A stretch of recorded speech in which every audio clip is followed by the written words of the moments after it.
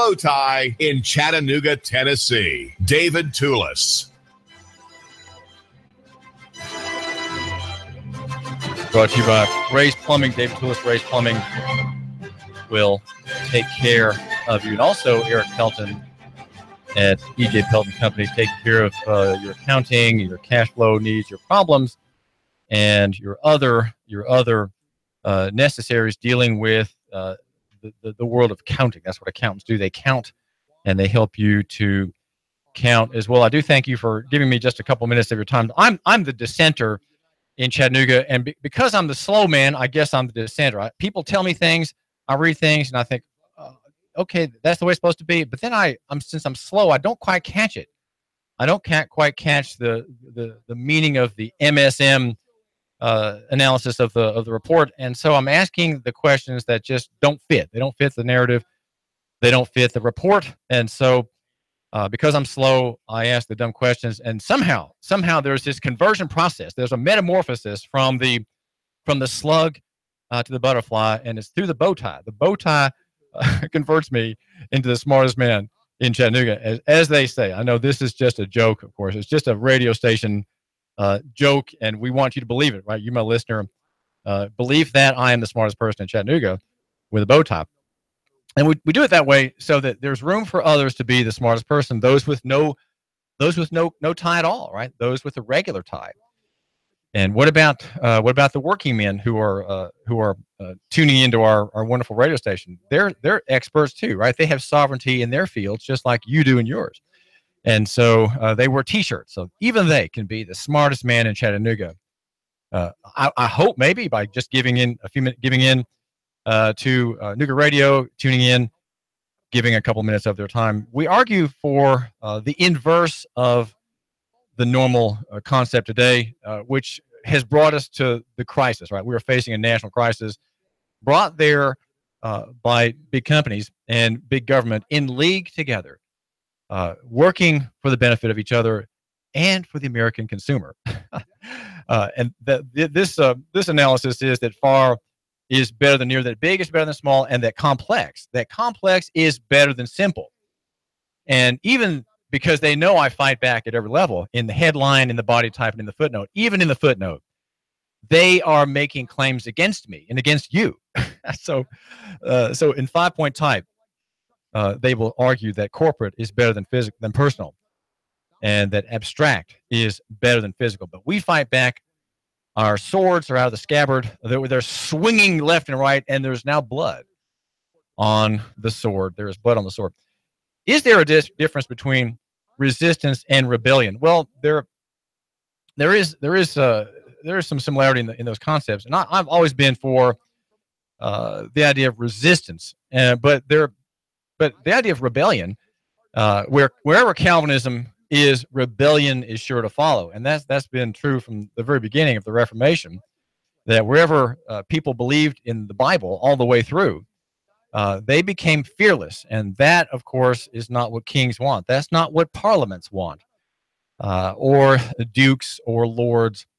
They don't want people who are fearless because, well, they're fearless because they fear God and not man. That's why they're fearless. They don't like that, and so there have been probably the crowning achievement of the Reformation was the decapitation of the king, Charles, by Oliver Cromwell. Never before had it ever been heard of that the king was subject to law. And we're the heirs of Calvinism, heirs of the Reformation, even now, even though people disregard or dislike John Calvin. It is true that from him is, you might say, breathes democracy.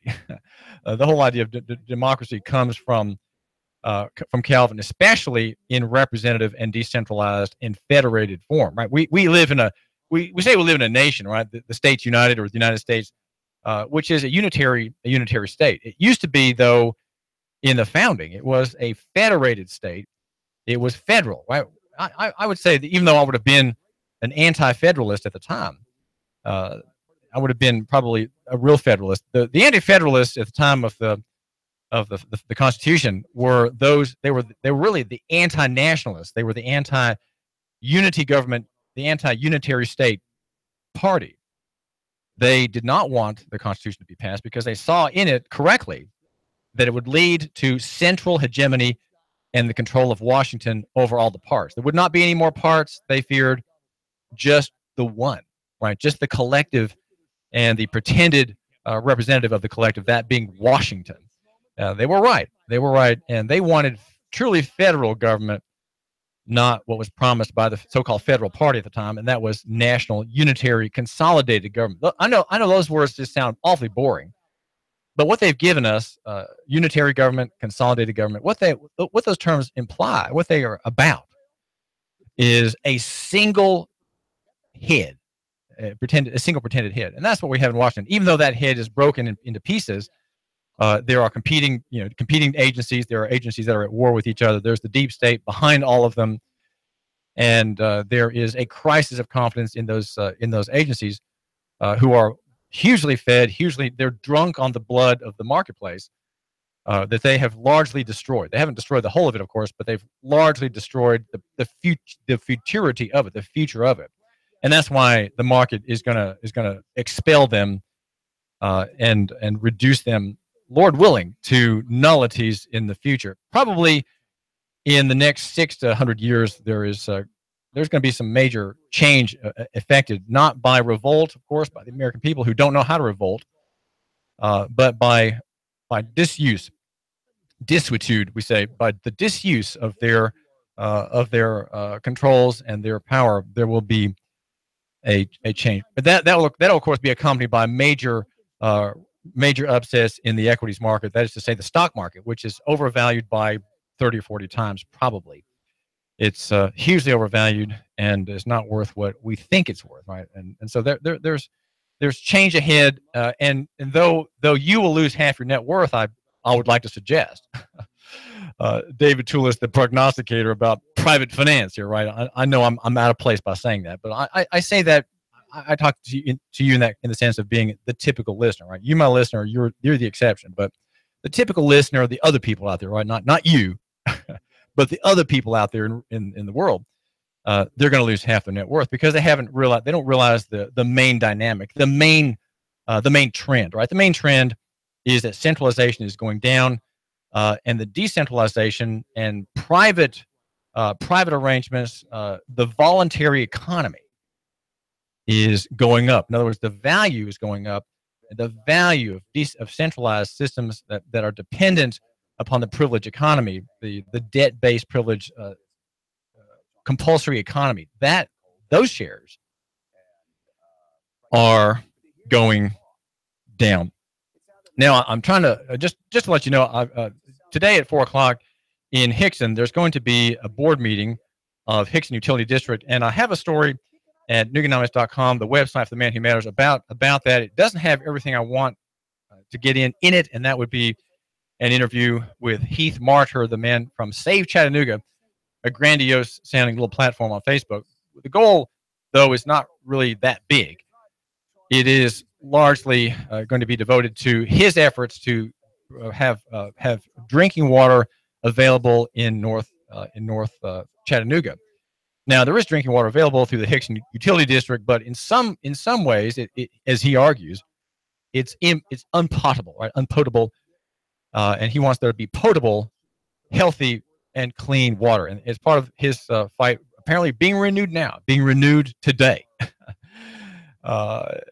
before the board at Hickson Utility District, meeting under the care and watch of Gregory K. Butler, the general manager, 3 members of the board, including a very important member of that board, who's a high official in the Haslam administration, and she has big jobs. That one overseeing 40,000 employees of state government as the personnel director in the Haslam administration, but also on this tiny little job on this water board. She'll be there as well. I'm pretty sure. And who is this Heath Martyr who doesn't have standing and whose complaints have already been heard, and he'll probably not get anywhere today at the board meeting. But it is at 4:00 at Hickson Utility District, right here it's across the street from Abba's house, Central Baptist Church. and it'll be at 4 o'clock. And so at least one man who cares about water purity will be there, and he'll probably just sit there silently and hear the dreary things about capital investment and new truck replacements and contracts for this and so on, payment problems, employee problems, and so on in that company, that quasi-governmental entity, Hickson Utility District. So go to Nooganomics.com if you want to see my latest on this story, a developing story, a story that is developing once more here in Chattanooga. And it's an environmental story, and it's a health-related story. And I must say, I think there should not be fluoride in the water because it is not required, right? There's no requirement to have it in the water. If there were a requirement, I'd be against it too. But here we have a board that has been steadfast in maintaining its position of the injection of hydrofluorosilicic acid, which is a corrosive, by the way, of pipe fittings and the like, maintaining that practice. Now, there are a couple of free money stories that I want to get to, and they're free money stories that are telling about our situation. You read the Wall Street Journal, you read the Times Free Press, the boilerplate news accounts by Marty Krutzinger. He's been writing the same story with altered numbers and altered quotations and altered IDs for quoted sources for the past 30 years, it seems like. And he'll very, very standard stories about the economy, right? Growth in the economy. In a way, we don't want growth in the economy, because what the word really means is that there's monetary growth, new money being created, and new spending from the new fractional reserves that are put out there. Monetary growth is we call economic growth, but it's often just monetary growth. But if you have monetary growth, you are suffering from a loss of buying power for the money that you had to earn. The good people at the central banks, create the money from nothing, and the banking sector does as well. And yet it seems like they may need another $1 trillion bailout, as like the one they had in 2008, where they had $100 billion bailout, where the taxpayers, so-called the federal government, the good people, stood in the breach to prevent the collapse of the entire economy. Which of course wasn't going to happen, but they wanted you to fear that because we have a paper money economy, we're going to have a collapse, which of course is what happens. Paper money economies always collapse, but here in that time, there was using the fear of collapse on a very brittle system, made brittle by fiat money. We have this system that's vulnerable, and if we don't support these highly leveraged investment houses, we're all going to go down together. And so they're using part of the truth to create fear of collapse and to get their free money. Of course, in an honest money economy, where the currency, the dollar bill in your purse or in your billfold is an actual bill, right? Not just a fiat bill. You don't have that kind of ups and downs. You don't, because the money the money creation process is very, very restrained. It's really impossible to make new money. Because you don't have a fractional system. You can't make $1,000 in credit based on $5 held on deposit. That's what we have now. Somebody puts $5 on long-term deposit, and the bank can create hundreds of dollars upon that tiny fraction of a secure deposit, and that's called leverage, right? Americans invented leverage in the financial sector. They invented leverage in the financial sector, the modern forms of it. And so we have their system facing disaster in the near future.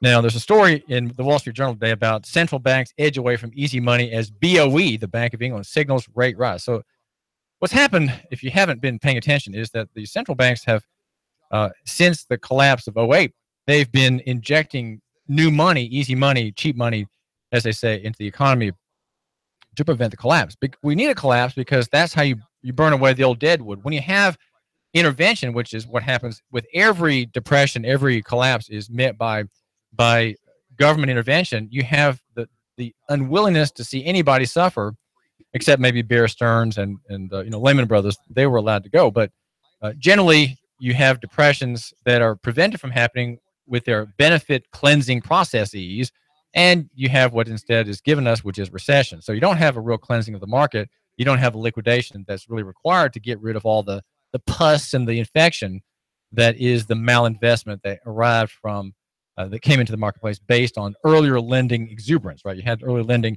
and you have a lot of malinvestment. So the collapse is necessary to get rid of that dead wood. The zombie corporations, of which there are more and more today.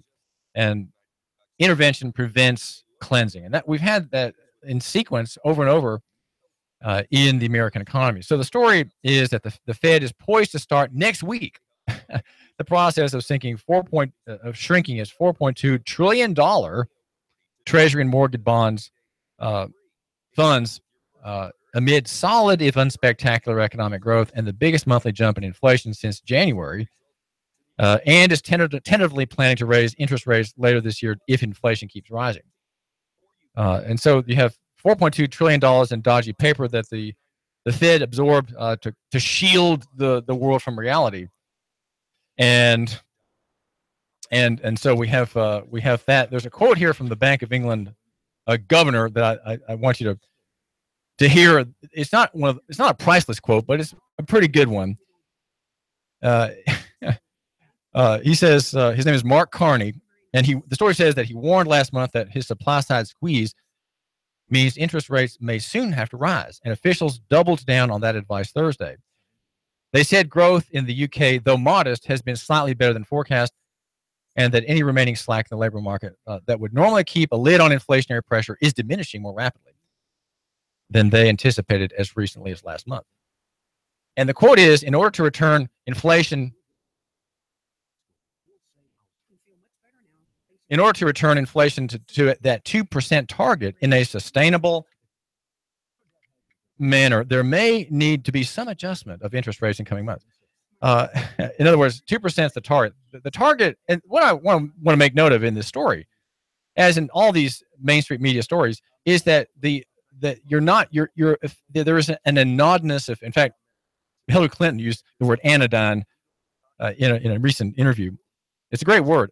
An anodyne is something that puts you to sleep. Anodynous is something that is sleep-inducing. So the storyline, because the stories have to be repeated every day and updated, you can't have the truth. It's impossible to have the truth if you have to write about something every day, right?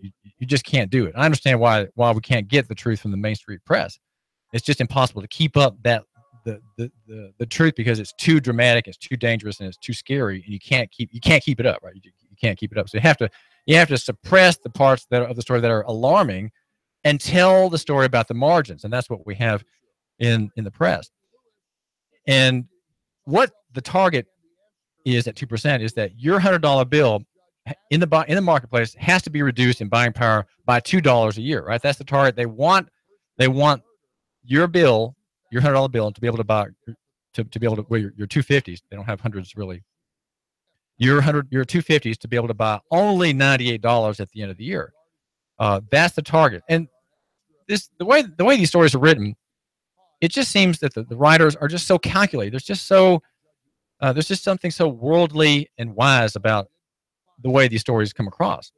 And yet we're being told that if the target's 2%, that the people who read the newspaper, who consume TV news about this, they are led to think that that's the right thing. That's normal. If it's a target, it must be a good thing, right? If the central bank, which is responsible for our prosperity, has a target of 2% inflation, well, that must be where it needs to be, right? And so we all start to think that, well, that's okay. But what you're not being told is, and what you don't remember, is that you've lost your buying power. And the widow down the street who has a CD that her husband bought for before he died, it's a 5-year CD, right? It's paying 0.5%. She's glad to get it, right? See it building up in her statement. She's losing 2% a year, and she's being paid 0.5%. No one sees her, right? You can't see the common person. You can't see the fruit of these policies, these fruit of the policies of theft. There's another story I wanted to mention real quick about free money, and that's the National Flood Insurance Program, which has a debt of nearly $25 billion. It owes the Treasury $25 billion in making payouts to people who buy its policies. This is a federal government company that sells insurance to people who should never, ever get insurance. And the story in the Wall Street Journal today is about people who are repeatedly flooded. One property was flooded 22 times since 1979. And the record shows that the federal flood insurance program paid out more than $1.8 million to rebuild a house, a property that a man named Brian Harmon, just a commoner, right, just a guy like you and me, paid out to him on a house that he figures is worth between $600,000 to $800,000 before Harvey hit late last month.